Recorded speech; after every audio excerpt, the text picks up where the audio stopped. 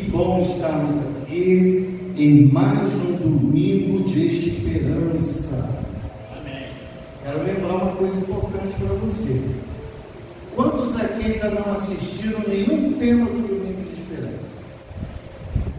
Elisângela, Cirlei, mais alguém? Elisângela e Cirlei, tem um recado aqui para vocês. Esse curso, no final, ele vai ter uma linda formatura. São 9 domingos. 3 domingos já se foram, faltam 6. Mas para você poder participar da formatura, para vocês poderem participar da formatura e ter esse lindo diploma no final, vai ser uma linda festa de formatura. Uma formatura qualquer não, gente, vai ser bacana. Para vocês estarem lá nessa festa, ganhar esse diploma, basta apenas assistir 6 domingos de esperança. Então, para vocês, a porta da graça ainda está aberta. Amém? Se não faltar, dá. Ainda só faltam 6 a contar de hoje. Então, não pode faltar mais, né? Os que já vieram outros domingos ainda podem se dar o luxo, de repente. Né? Eu acho que o bom seria assistir os 9 domingos, né? Mas se você, por alguma razão, não puder, mas pelo menos 6, a nossa secretária missionária Eliane, eu vou dizer uma coisa para vocês, aquela ali não aceita suporte, hein? 6, ela vai contar ali, você tem que fazer 6, ela está anotando todos os domingos, e no final todos aqueles que alcançarem essa meta vão participar então dessa linda formatura, receber esse lindo certificado. Mas eu quero ver se vocês estão afiados. Estamos chegando no nosso 4º domingo. Contagem regressiva, tempo do fim. Esse é o tema, Cirlei, Elisângela, é o tema dos nossos domingos de esperança. Contagem regressiva, tempo do fim. No domingo, nós estudamos que tema, igreja, que eles estiveram aqui? O alto clamor. O alto clamor, né? Baseado lá em Mateus 25, na parábola das 10 virgens, onde diz: eis o noivo. Quem é o noivo? Jesus. Jesus está voltando. Ninguém disse amém. Amém. Jesus está voltando. Amém, gente. Está difícil esse mundo, não está, Silvio?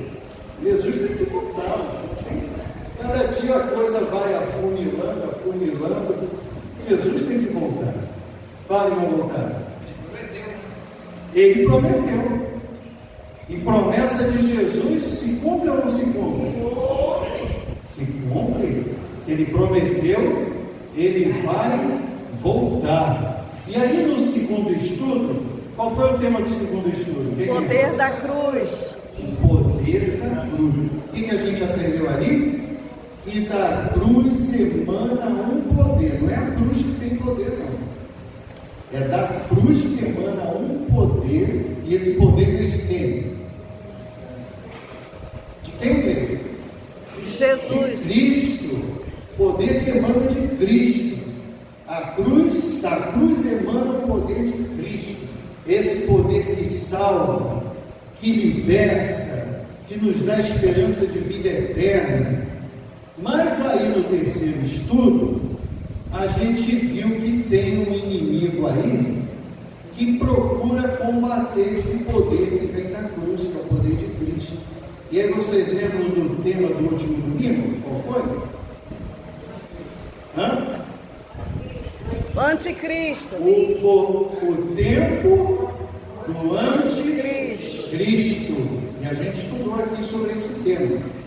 E baseado ali nas profecias de Daniel 2, 7, Apocalipse 11, 13, a gente pôde finalmente descobrir quem é essa figura que é tão comentada, principalmente no mundo evangélico, o anticristo, e que tanta gente acha que é tanta coisa que às vezes não é. Mas no estudo que tivemos no domingo passado, nós descobrimos que esse poder do anticristo é um poder político-religioso. E quem está por trás desse poder político e religioso? Você lembra? Satanás. Mas tem um agente dele aqui na terra, um sistema político e religioso aqui na terra, comandado por ele, que é esse poder que se opõe a Cristo e que tenta tomar o lugar de Cristo. Que poder foi esse? Você lembra? Político e religioso. Vou dar uma pista.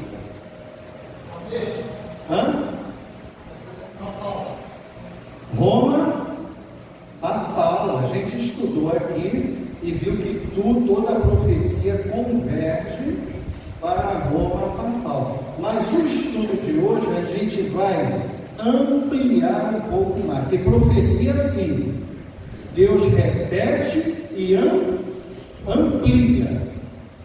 Então ele falou lá em Daniel 2 sobre esses poderes.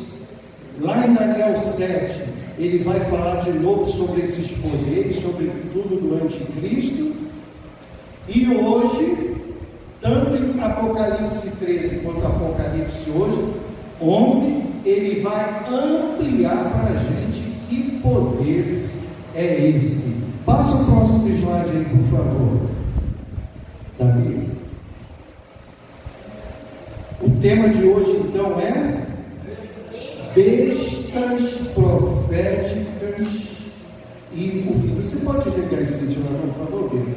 Fica ali, ó, você vai pegar um ventinho também, porque senão a competição aqui é aquela luta do rochedo contra o mar, é difícil. Queridos, bestas proféticas e o tempo do fim. Próximo slide.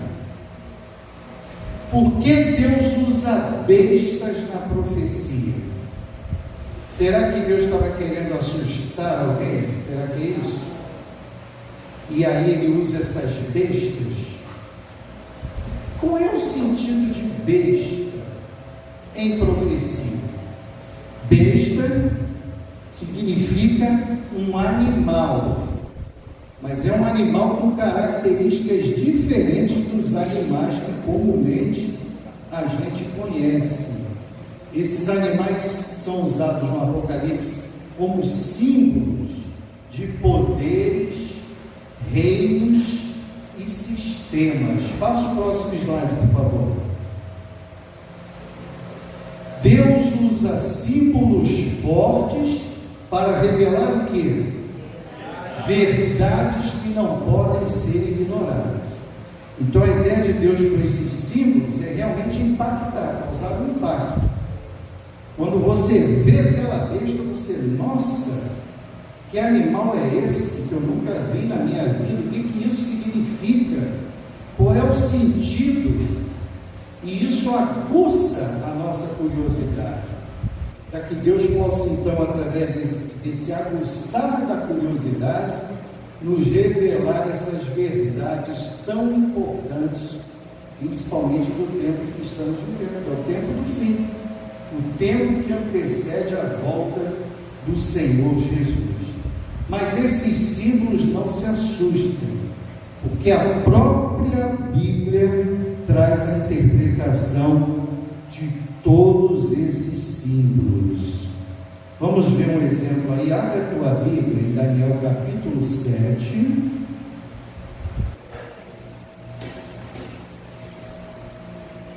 No versículo 2.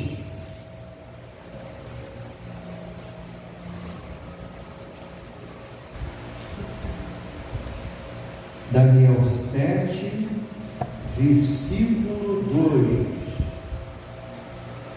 Aqui a gente já vai ver a interpretação de alguns símbolos proféticos. Acharam? Amém?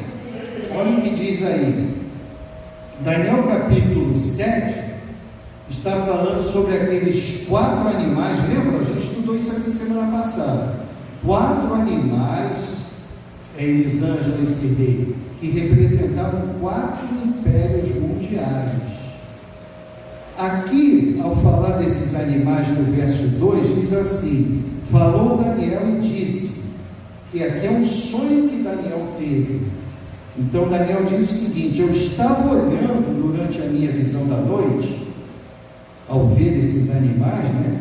E eis que os 4 ventos do céu agitavam o mar grande. Então aqui a gente já encontra 2 palavras que precisam de uma interpretação profética para a gente entender o que significa. Passa o próximo slide, por favor. Ali vai falar de ventos, não é isso? Os 4 ventos, e vai falar de mar, o mar grande. O que significa vento em profecia?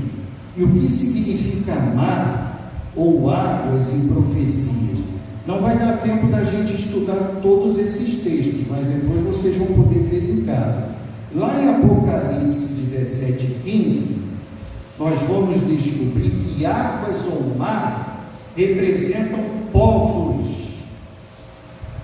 E em Jeremias 25, 32 a 33 e Jeremias 49 a 36, nós vamos ver que vento significa guerra.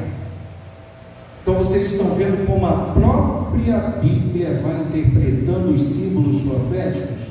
Quando você vai a Apocalipse, o que significa água, mar em profecia? Povos. Sempre que você vê lá em profecia falar de mar, falar de águas, Deus está querendo se referir a quê? A povos. E sempre que você vê em profecia Deus falando sobre vento, Ele está querendo se referir ao quê? Guerras. Deus está querendo se referir a guerras. Passa o próximo slide, por favor. As bestas representam poderes que usam força e o quê? Perseguição. Então não são poderes do bem, são poderes do quê? Essas bestas são poderes do mal. Por quê? Elas usam o quê?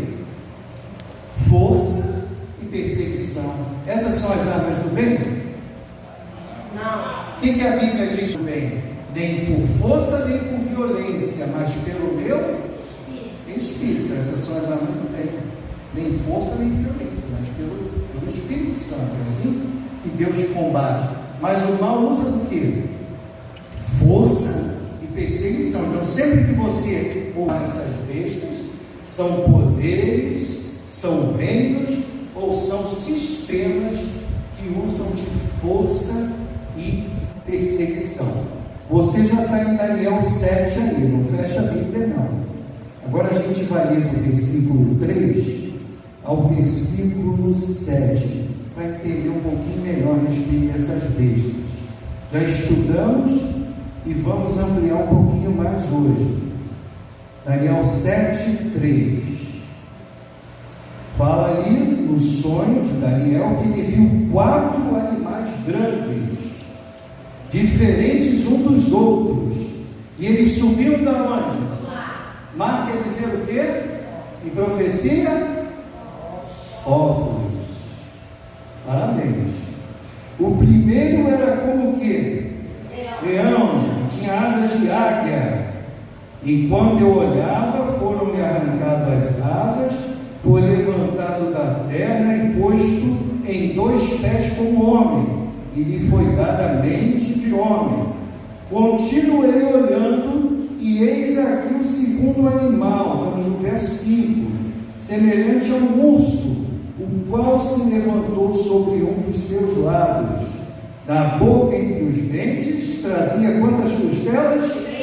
3. E lhe diziam: levanta-te, devora muita carne. Verso 6. Depois disto continuei olhando, e eis aqui outro semelhante a um leopardo, e tinha nas costas 4 asas de ave. Tinha também este animal 4 cabeças, e foi-lhe dado domínio. E no verso 7, depois disto eu continuava olhando nas visões da noite, e eis aqui um 4º animal, terrível, espantoso e sobremodo forte, o qual tinha grandes dentes de ferro, ele devorava e fazia em pedaços, e pisava aos pés o que sobejava. Era diferente de todos os animais que apareciam. O tórax da estátua, o ventre e os quadris, pernas. Nossa, essa classe está... Afiado. Professora Rosimere é 10 aí, né? Essa turma. E os pés? Barro misturado com ferro. Esse foi o sonho de Nabucodonosor. Agora Deus vai repetir e ampliar para Daniel. Agora é Daniel que sonha.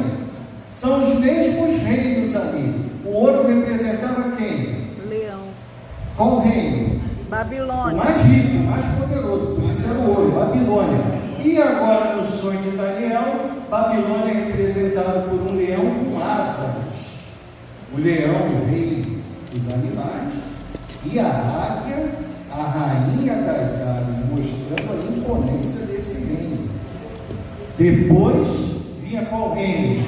A Medo-Persa, representada por um urso feroz. Eu acho que não existe urso manso, não, nunca vi, mas todos são ferozes. E 4 costelas na boca. Ah, eram 3? Rapaz, não era 5 não, nem 2. E o que essas 3 costelas representavam? Agora ficou mais difícil, né? Líbia, Egito e Babilônia, os 3 principais reinos da época que a Medo-Persa ia conquistar, mas ia conquistar como um urso feroz, sanguinário.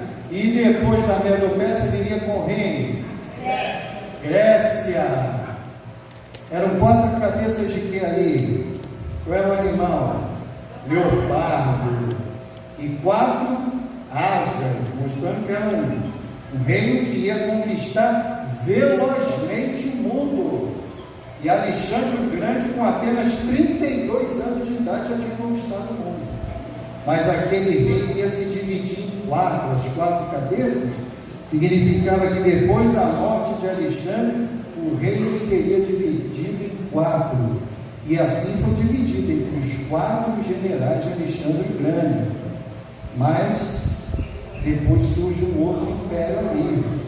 E esse animal aí, gente, já não era mais sonho, era pesadelo. Porque, olha, era feio, terrível. E assim Daniel vai descrever. Um animal terrível. Esse animal tinha o quê? Dentes de ferro, unhas de bronze e 10 chifres sobre a cabeça. Esse reino representava o quê? Roma. Representava Roma. Você sabe por que Deus usa essas feras para representar esses reinos aí? Porque quando o poder perde a consciência, Deus trata esse poder como se fosse uma fera, um animal, que não tem mais razão. Por isso que são retratados aqui como feras, reinos que perderam a consciência. Passa o próximo slide, por favor. E também porque nada detinha eles, né? Terríveis, implacáveis, nada detinha. E essas profecias foram confirmadas pela história? Sim ou não? É só você abrir os livros de história, e os livros de história vão mostrar para vocês, na sequência, todos esses 4 reinos, e mostrando que no final não existiria mais um império mundial. Em Roma cessaria, não teria outra nação que iria conseguir conquistar o mundo. Não só a história comprova, mas hoje a arqueologia também comprova. Quem aí assiste Rodrigo Silva? Vários programas do Rodrigo Silva já comprovaram esse sonho de Nabucodonosor e de Daniel a respeito desses 4 impérios. A história não contradiz a profecia, antes a história confirma a profecia. E eu pergunto para vocês: eu posso acreditar nas profecias? Sim ou não? Por que eu posso confiar e acreditar nas Só porque está na Bíblia? Porque a história comprova, confirma. Deus fala, a coisa acontece, a história confirma, a arqueologia confirma, logo eu posso confiar nas profecias. Logo nós podemos confiar nas profecias. Amém? Mas agora Deus quer ampliar para a gente essa noite esse último animal que a gente viu ali, que representa a Roma papal. Vocês lembram que tem 10 chifres? Mas surge de repente na cabeça do animal um chifre pequeno. Lembram disso? E esse chifre pequeno, ele se opõe a Deus, se opõe aos santos do Altíssimo. O verdadeiro anticristo. O que é o anticristo? Aquele que se opõe e que tenta tomar o lugar de Cristo. E é justamente o que esse chifre que representa um reino, um poder, um sistema, vai tentar fazer. Tomar o lugar do próprio Cristo. Antes da gente passar o próximo slide, vamos ver sobre esse poder, como ele é ampliado agora, lá em Apocalipse 13.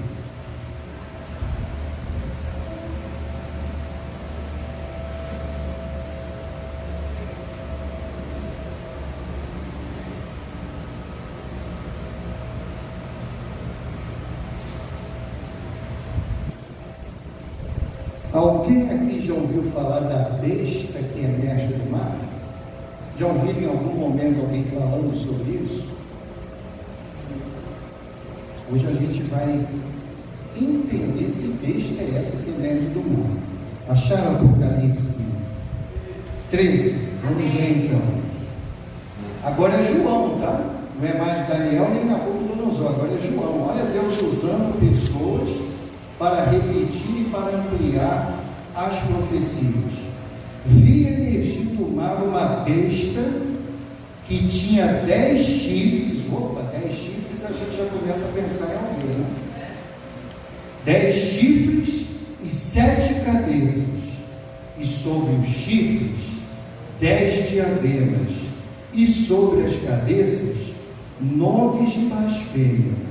A besta que vi era semelhante a leopardo. A gente já viu leopardo por aí, né? Com pés como de urso. Opa, eu já vi urso por aí também. E boca como de leão. Já vimos leão por aí também. E deu-lhe o dragão o seu poder, o seu trono e grande autoridade. Quem é o dragão? Satanás. Então quem está por trás dessa besta? Satanás. Verso 3. Então vi uma de suas cabeças. Tinha quantas cabeças? 7. E agora ele vê uma das cabeças como golpeada de morte. Mas essa ferida mortal foi o quê? Curada. E toda a terra se maravilhou, seguindo a quem? A besta. E adoraram o dragão, porque deu a sua autoridade à besta. Então adorar a besta é adorar a quem? Ao dragão, Satanás. Quem pode pelejar contra ela, contra essa besta? Verso 5. Foi-lhe dada uma boca que proferia arrogâncias e blasfêmias, e autoridade para agir por quanto tempo? 42 meses. E abriu a boca em blasfêmia contra Deus, para lhe difamar o nome e difamar o tabernáculo, a saber, os que habitam no céu. Verso 7. Foi-lhe dado também que pelejasse contra os santos e os vencesse. Deu-se-lhe ainda autoridade sobre cada tribo, povo, língua e nação. Verso 8. E adorá-la-ão todos os que habitam sobre a terra, aqueles cujos nomes não foram escritos ainda no livro da vida do Cordeiro, que foi morto desde a fundação do mundo. Mas Ciro, que ligação essa besta aí tem a ver com aquele animal terrível lá que representa Roma? Vamos ver. ver as semelhanças? Acompanhe aí comigo. Primeiro diz que essa besta, ela é energia do mar. Agora eu quero ver se vocês estão afiados, alunos. Mar em profecia representa o quê? Povos. Então, se ela emerge do mar, ela vai emergir do lugar onde tem a maior população, o mais povoado da sua época. E quando o sistema de Roma papal surge, ele surge aonde? Na Europa, que era o lugar mais povoado da Terra. Começa a ver a ligação? Então, a besta do mar, ela emerge do mar, e Roma papal emerge da região mais povoada do mundo na época, que é a Europa. Vem a ligação da besta com o sistema papal. Outra semelhança. Diz que essa besta tinha quantas cabeças? 7 cabeças. Vocês sabiam que Roma é conhecida como a cidade das 7 colinas? Ela foi fundada sobre 7 montes estratégicos. E um desses montes se chama Monte do Vaticano. Já ouviram falar desse? Do Vaticano? Vaticano vocês já ouviram falar. O Vaticano está sobre um desses montes, chamado Monte do Vaticano. Então Roma é a cidade das 7 colinas. Ela foi fundada sobre 7 colinas, que na verdade eram 7 pontos militares estratégicos. Como Roma queria dominar o mundo, ela precisava ter a sua sede no lugar, ou nos lugares mais estratégicos do mundo. Então diz que tinha 7 cabeças. E vocês estão vendo a ligação ali? Roma, fundada sobre 7 montes, ou 7 colinas. Outra semelhança: 10 chifres. Diz que a besta que emerge do mar tinha 10 chifres. Vocês lembram que Roma, quando se fragmentou em 10 reinos que deram origem à Europa? A gente estudou isso semana passada. Estão percebendo como a profecia vai se ampliando? Passa o próximo slide aí, que agora a gente vai ver uma coisa muito interessante. A besta do Apocalipse, a Roma papal, a gente está vendo já as semelhanças. Passa o próximo.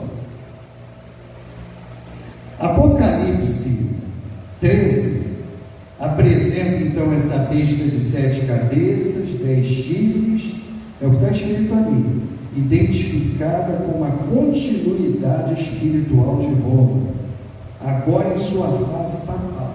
Teve a Roma imperial e aqui já é a Roma papal. Não é apenas um poder político, mas religioso político que persegue os fiéis. Então o sonho de Daniel foi mais ou menos aquilo ali. Então vamos analisar ali.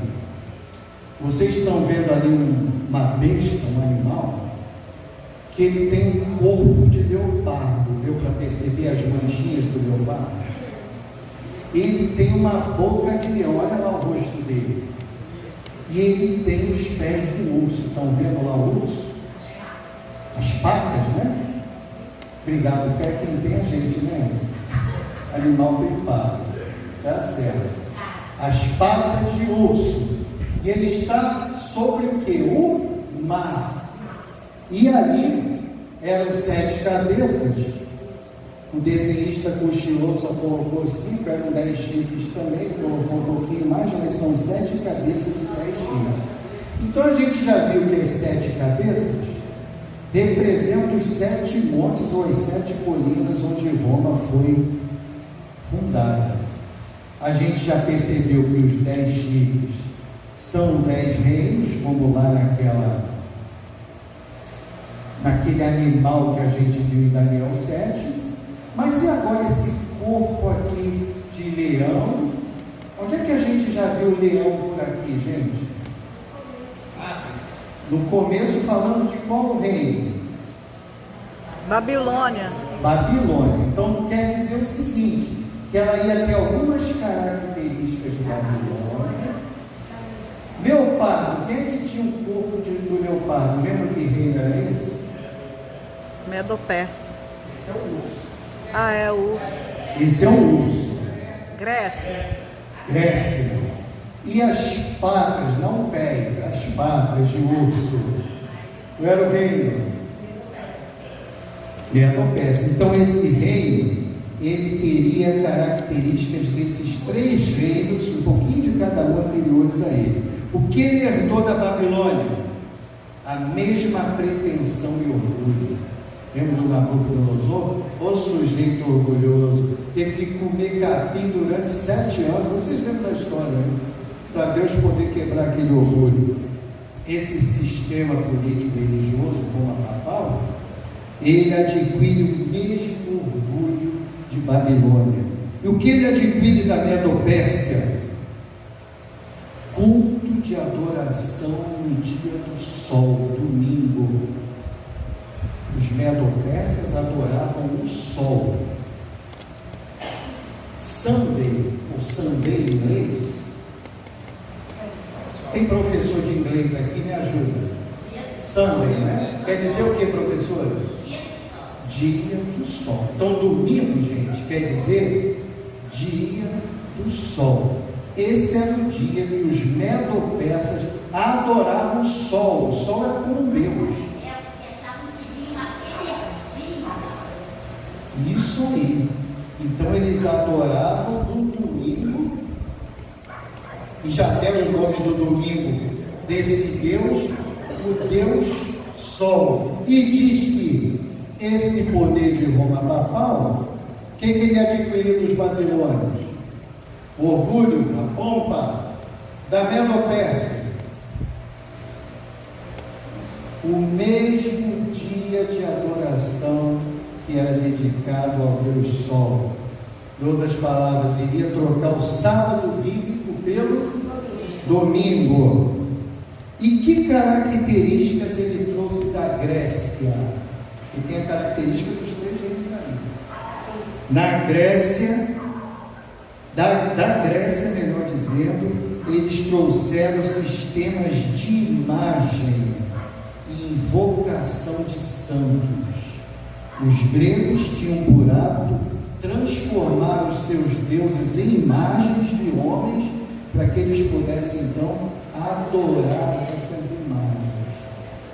E diz que esse poder ia fazer a mesma coisa, ia trazer imagens de homens para que pudessem ser o quê? Adorados. Vocês estão vendo a ligação aí? Qual foi o poder político religioso então, que veio com a mesma pompa e orgulho da Babilônia, se achando o próprio Deus, que mudou a lei de Deus do sábado para o domingo, e que a... O que falaram aí? Ele falou que é Roma. Não, você já falou antes, mas é Roma mesmo, está certo. E finalmente vai fazer o quê? Trazer a adoração ao quê? A imagens de homens. Eu acho que não tem nenhum católico aqui para se ofender nessa noite. Você vai depois tirar essa parte aí. Porque a gente não está aqui para criticar ou condenar nenhuma igreja. Mas a gente sabe bem, quem vai conhecer através desse estudo a verdade, e a verdade o vai libertar. Amém? Muito bem. Diz também que esse governo aí da besta, ele ia governar por 42 meses. A gente fez uma matemática aqui no outro domingo. Vamos tentar fazer uma matemática aqui hoje. Quantos dias tem um mês? 30 dias. Então, se são 42 meses, é 42 vezes 30. Quanto dá 42 vezes 30? 1260. Qual foi o poder político religioso que perseguiu a durante 1260 anos. Roma, Natal. Então vocês veem, lá em Daniel 7 vai usar os 1260 dias, que representam em profecia 1260 anos, e aqui em Apocalipse 13 vai usar 42 meses, que em profecia, fazendo a matemática, vai dar também 1260 dias, que em profecia são 1260 anos. Portanto, estamos falando do mesmo poder. Sim ou não? Sim. São todas as características, são iguais. Todas as características. E diz que, finalmente, uma das cabeças foi ferida de quê? De morte. De morte. Vocês lembram que essa cidade é a cidade dos 107 montes? E que um dos montes é o Monte do Vaticano? Essa cabeça que foi ferida de morte foi quando o Papa Pio VI, em 1798, no final dos 1260 anos, ele foi preso por um general de Napoleão, general Berthier, e esse general aboliu o edito de Justiniano. Isso eu não falei para vocês, né? Vocês lembram que esse período profético ele começa em 538 depois de Cristo? Como é que se chegou a essa data? Através do edito de Justiniano. Justiniano era um imperador romano. E nesse edito, ele colocou lá que a partir de então, o papado era a supremacia máxima no mundo. Então ele declara a supremacia máxima do papado. Ou seja, quem manda a partir de agora é quem? O sistema papal, o Papa, ele é que manda. Esse decreto, feito pelo imperador Justiniano, é datado de 538. E agora em 1798, quando o Papa Pio VI é preso, o general Berthier, que o prendeu, abole esse decreto do imperador Justiniano. Gente, dúvidas até aqui? Pode perguntar, tá? É profecia. Às vezes pode dar um certo nozinho. Eu estou tentando ser o mais didático possível. Mas se você tiver dúvida, pode perguntar. Vou contar um segredo para vocês. Quando eu assisti esse estudo, a primeira, a segunda, a terceira, a quarta, acho que até a quinta, eu perguntei muita coisa. Eu não sei se é porque o professor não explicava muito bem, não me lembro mais, ou se é porque realmente eu não estava entendendo algumas coisas. Então eu não tinha vergonha dele, eu perguntava: professor, volta aí, repete essa parte aí para mim que eu não entendi muito bem. Aí, com toda a gentileza, ele voltava e repetia ali então.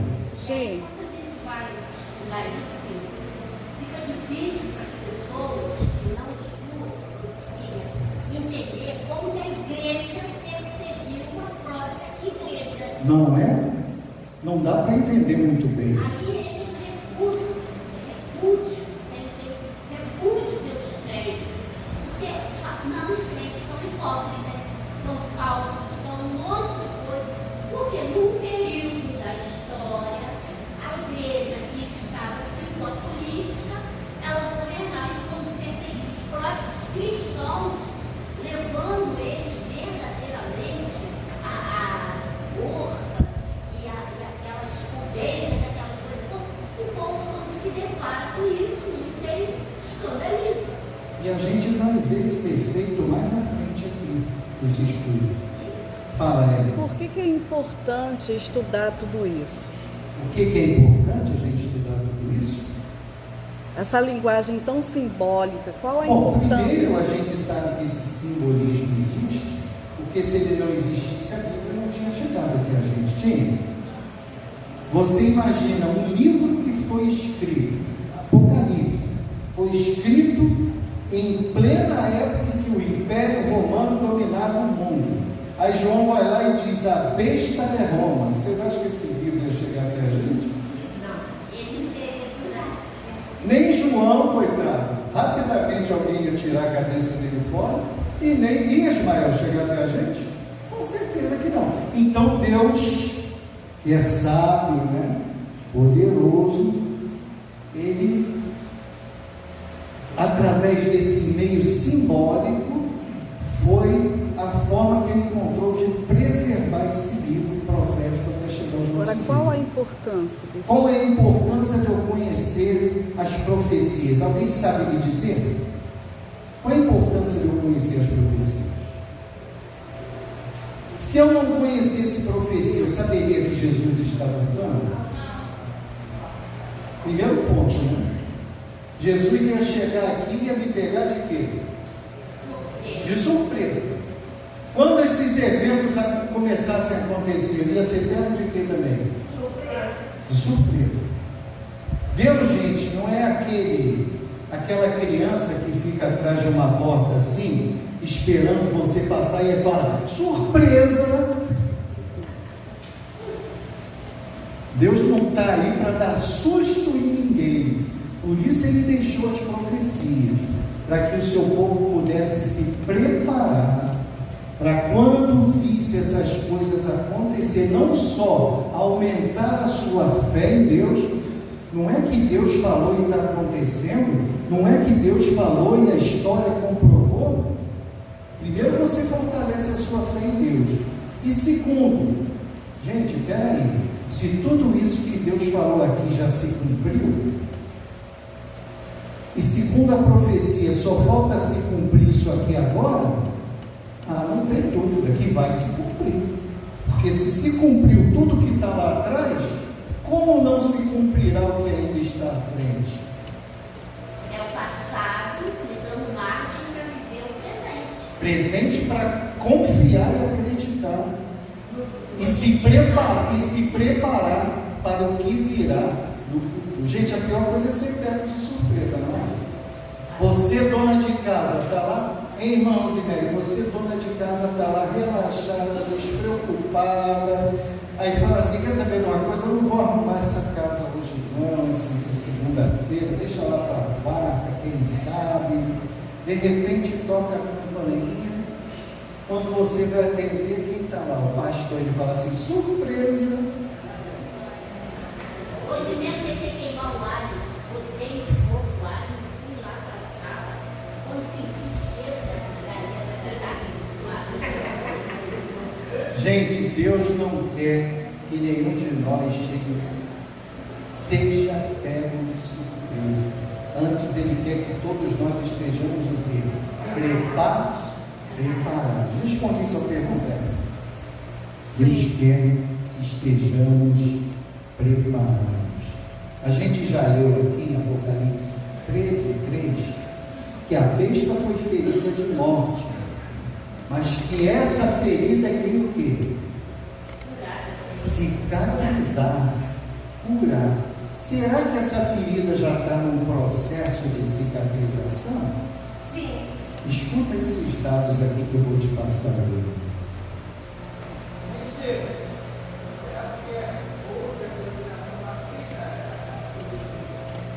Não entendi, né? Não, tem algumas que aceitam. Às vezes entendem de uma forma diferente, mas tem muitos que aceitam. Às vezes há profecias ou interpretações que podem ser semelhantes à nossa ou não. Mas assim, normalmente quem estuda, ele tem uma compreensãozinha lá do que seja.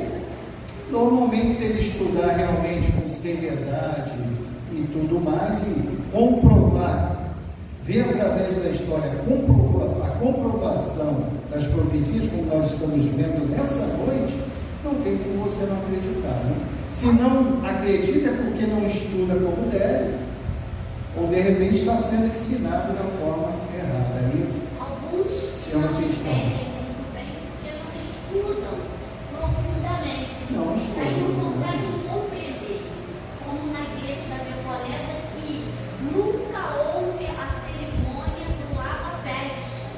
que ninguém Quando eu falei entendeu. que a cerimônia antecede a Santa Ceia, ela falou, o que é isso? Eu falei, mas Jesus participou, está na Bíblia, me mostra. Então, quer dizer, se não ler lá com atenção... Para que existe o domingo de esperança, gente? Para justamente a igreja poder estudar, se aprofundar. Vocês estão percebendo que a cada domingo a gente vai se aprofundando um pouquinho mais? É para isso que existe o domingo de esperança. Para vocês, por que você vai ganhar um diploma no final? O diploma significa o que quando eu ganho? Diploma de enfermagem. O que significa aquilo ali? Que eu estou apto a fazer o que agora? Dar uma injeção em alguém. Alguém gosta de injeção? Se eu estudo profecias, como eu estou estudando aqui, tirando todas as minhas dúvidas, né, Bíblia? E ganho um diploma, logo entende-se que eu agora estou apto a quê? A passar para frente o conhecimento que eu tenho de profecia. Fala, Davi. Sim, muitas pessoas não passam a verdade porque o pastor passa a verdade. Só estuda sobre a volta de Jesus ao Apocalipse. Às vezes só estuda que... O pastor, se ele pregar a verdade, a igreja fica vazia. Você falou uma coisa certa. Às vezes você não prega o que é a verdade, você prega o que é mais conveniente. Mas o que é mais conveniente nem sempre é a verdade. Mas vamos ver se essa ferida está sendo cicatrizada, curada de morte. Presta atenção. Em 1929, Benito Mussolini, quem já estudou aí história, sabe que Benito Mussolini foi um ditador italiano que lá na Segunda Guerra Mundial se aliou ao Hitler e ao imperador do Japão também, né? Fizeram aquela tríade lá do mal e esses três queriam então dominar o mundo. Esse Benito Mussolini, em 1929, ele assinou uma concordata com o papado, dando a eles, os 44 hectares que constitui hoje o Estado do Vaticano, que foi perdido lá quando o general Berthier levou preso o Papa. Eles perderam tudo. Em 1929, o Mussolini vai lá e devolve o Vaticano, não vende não, devolve o Vaticano, recuperando-se assim o poder temporal dos papas. Então, 1929 já começa uma ação, mostrando que assim, a ferida está começando a cicatrizar, mas não para aí. Em 1994, um pouco mais próximo da gente, João Paulo II, aliás, o Papa João 23, antes de 1994, em 1962, alguém nasceu aí esse ano, 62? Perto? Eu nasci perto, eu nasci em 65, você que ano? Em 60. Em 62, o Papa João 23, que era o Papa da época, foi declarado pela revista Time, aquela revista americana lida no mundo todo, foi declarado pela revista Time o homem do ano. 1962. Agora vamos a 1994. O Papa João Paulo II é agora o segundo Papa a receber o mesmo título da Time, homem do ano. E não para aí.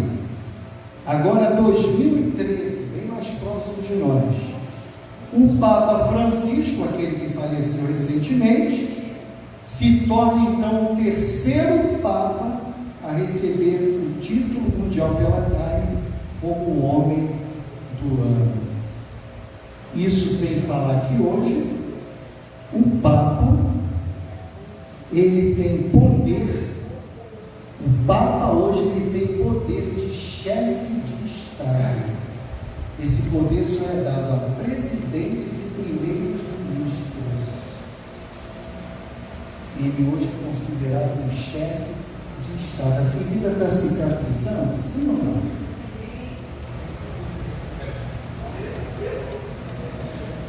Oi.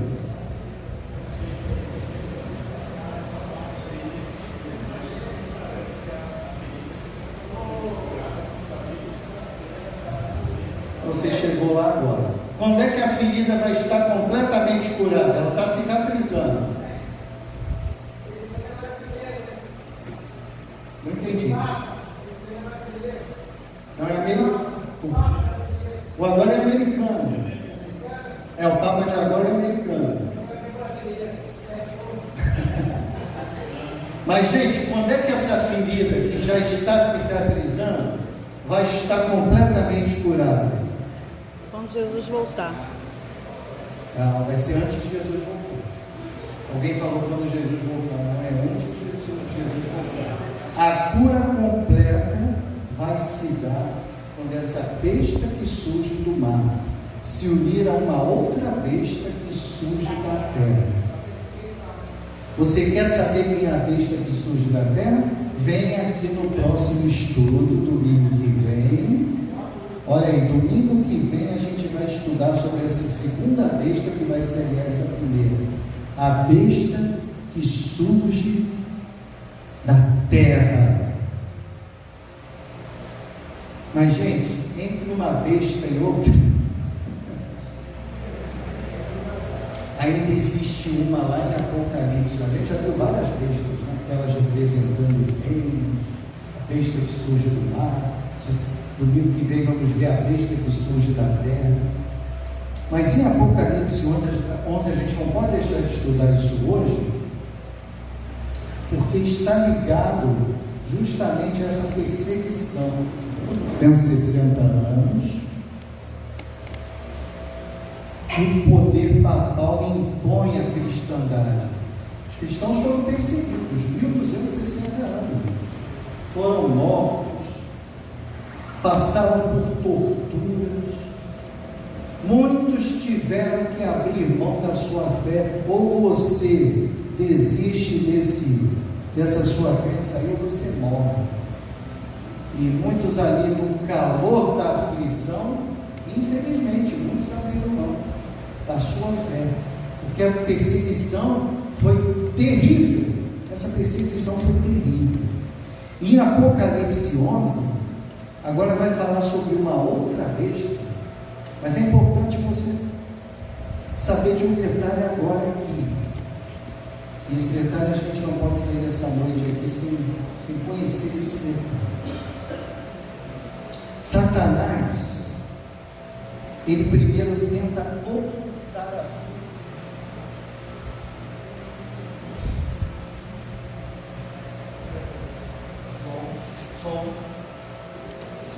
som. A primeira tentativa de Satanás é tentar ocultar a Bíblia do povo. Ocultar. Você não tem acesso. E durante essa Idade Média dos 1260 anos, Satanás tentou ocultar a Bíblia. Mas quando ele não consegue ocultar a Bíblia, ele parte por uma segunda tentativa. Ele tenta destruir a Bíblia. Por que será que Satanás tem tanto ódio assim da palavra de Deus?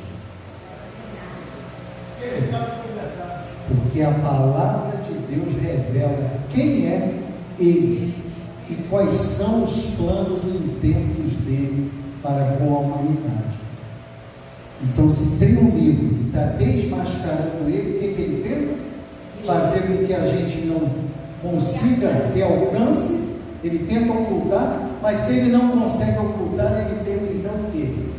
Destruir. Se tem um livro que Satanás detesta, é esse livro aqui de capa preta. Não sei se o seu é capa preta, mas a maioria das Bíblias são capa preta, né? Lá tem capa rosa e tudo mais, mas é esse livro que está aí na sua mão. Satanás detesta e odeia esse livro. A gente está estudando sobre esse livro da Escola Sabatina, não é isso? E vocês veem a dificuldade que muitos têm de ler a Bíblia, Porque Satanás faz de tudo para que eu e você não tenhamos acesso à palavra de Deus. Passa o próximo slide, por favor. Próximo slide, põe o óculos, isso. 1260 anos, Satanás tentou ocultar a Bíblia. Não conseguiu, e a gente daqui a pouco vai ver o porquê. E agora então Satanás vai tentar destruir a Bíblia. Apocalipse 11 apresenta uma besta que sobe do abismo. Quem caiu ao abismo, gente? Essa besta é fácil de descobrir quem é. Quem foi lançado ao abismo? O próprio Satanás. Então, se essa besta sobe do abismo, quem é essa besta? O próprio Satanás. E ela se alia agora a um outro governo humano, que a gente já vai saber qual é, e faz guerra contra as duas testemunhas. Duas testemunhas? Quem serão essas testemunhas? Algumas igrejas por aí vão dizer que é Elias e Moisés que vão voltar aqui para essa terra e vão testemunhar no final dos tempos. Alguns outros já acreditam que é Paulo e Pedro que vão voltar e vão testemunhar aqui nos últimos dias. Mas quando você vai ao livro de Zacarias e ao Salmo 119, fica muito bem claro quem são as duas testemunhas. Lá em Zacarias, a gente não vai ter muito tempo, mas vai falar sobre duas oliveiras e dois castiçais ou candeeiros. E no meio deles estava o azeite. Quem é o azeite, gente? Não é Jesus. Lembra da lâmpada que faltava o azeite? O azeite é o Espírito Santo. Essas duas oliveiras, esses dois candeeiros, é a mesma coisa, entre eles estava o Espírito Santo. Vamos lá, quero ver quem é bom de Bíblia. Rapidinho, olha aqui para mim. Dilúvio.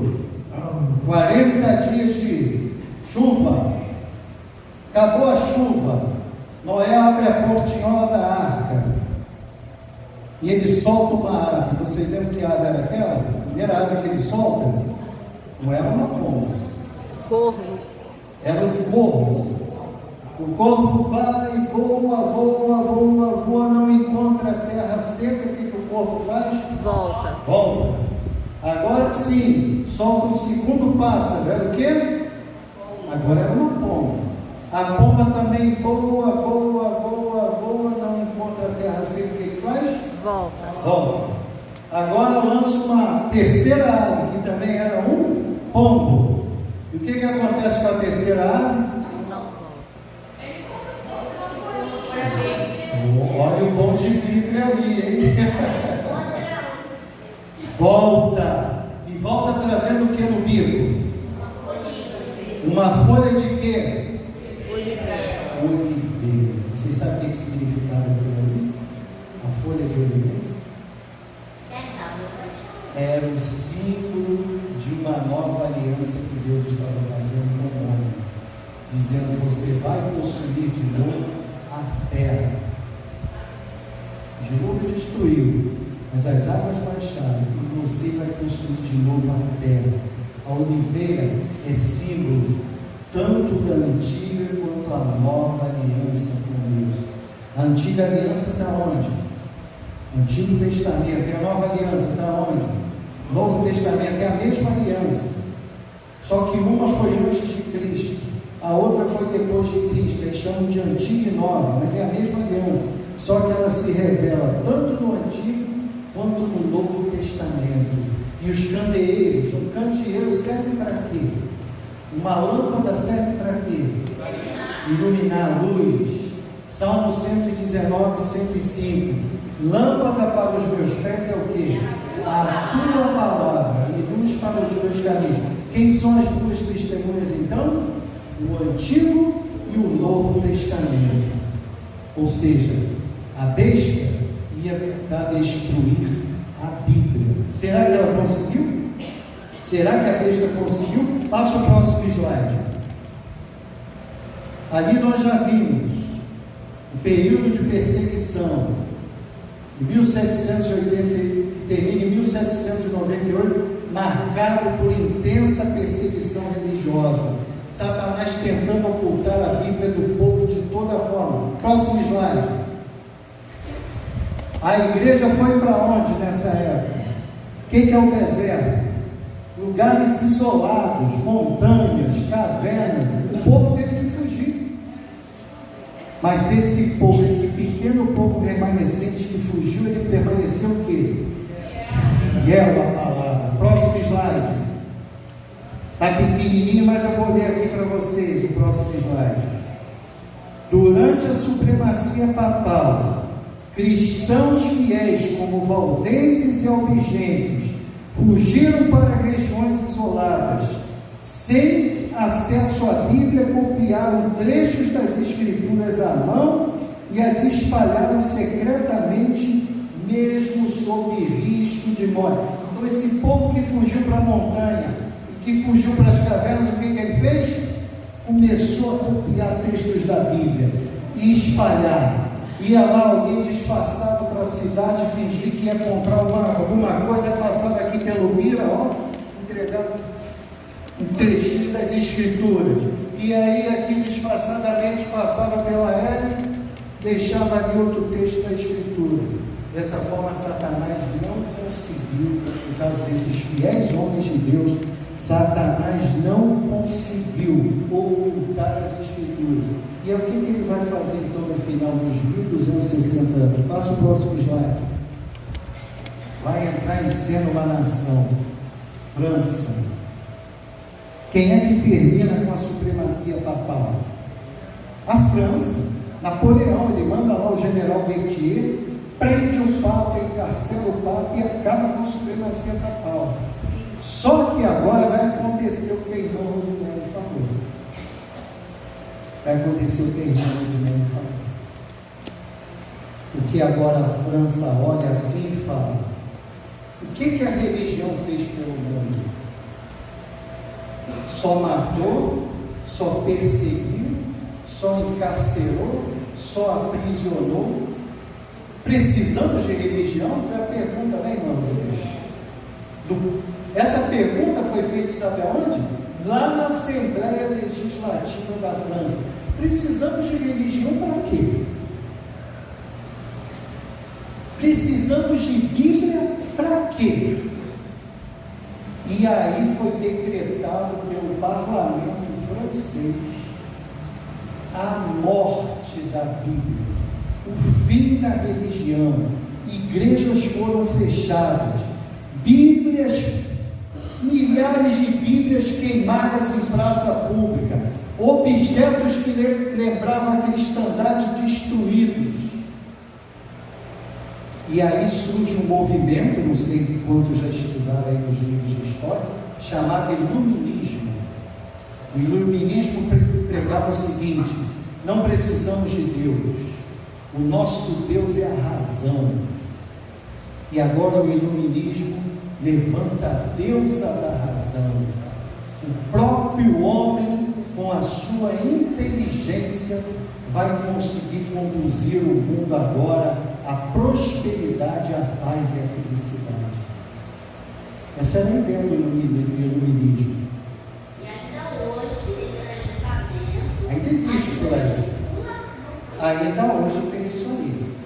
Esse episódio que nós estamos narrando aqui para vocês se deu lá na Revolução Francesa. Alguém já viu sobre a Revolução Francesa?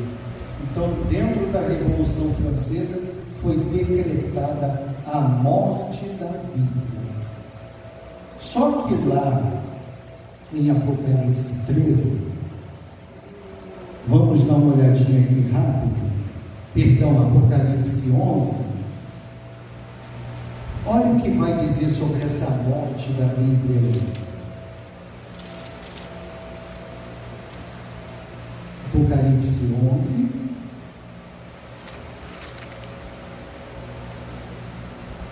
verso 7. 11, verso 7, diz assim, falando das duas testemunhas, o Antigo e Novo Testamento, a Bíblia, diz assim: quando tiver então concluído o testemunho que devem dar, Qual o testemunho que a Bíblia dá? Cristo, a verdade, Cristo. Esse é o testemunho. Quando concluído esse testemunho, a besta que surge do abismo pelejará contra elas e as vencerá e matará. A morte da Bíblia. Acabou a Bíblia, não tem mais Bíblia, não tem mais religião, não tem mais igreja, não tem mais nada. E continuando aqui agora, lá no verso 11 vai dizer assim: mas depois dos 3 dias e meio. Um dia em profecia equivale a quantos anos? Um dia? Um ano.